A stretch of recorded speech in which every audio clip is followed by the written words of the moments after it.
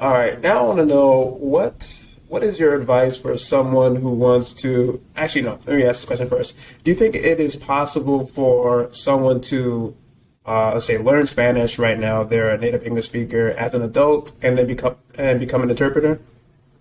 I think anything is possible for an individual that wants to do anything they set their minds to. It's just how much emphasis you put into whatever that may be. It takes a little longer, of course, as an adult, only because of, in life, everything that we are already doing.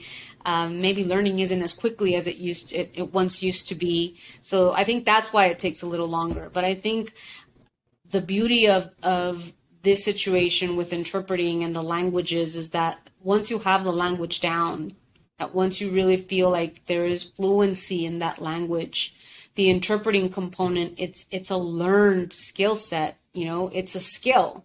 Like all Okay. skills, it's learned. And so you can add that learned skill in addition to your tool that you already have in languages. And any training that you go to, there's going to be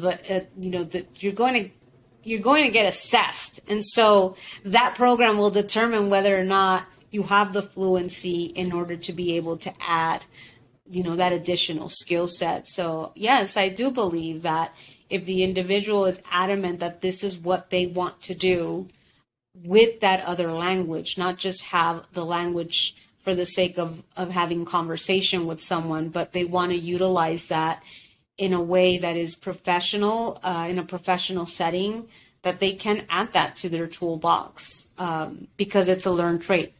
Okay, that's good to know. Very motivating.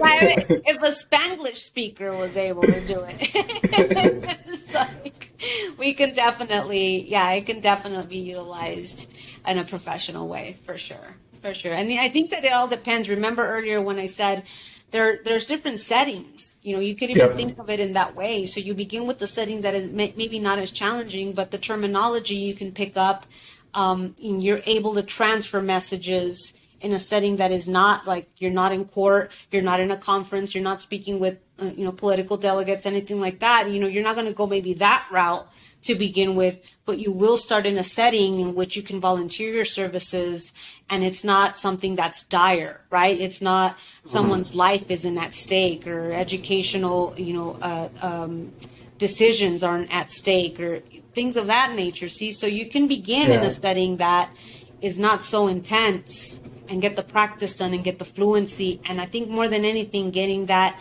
confidence in yourself, because a lot of people don't talk about that, but I think that is definitely part of the process, is building your confidence in yourself so that you can take on new challenges and improve in your skill set.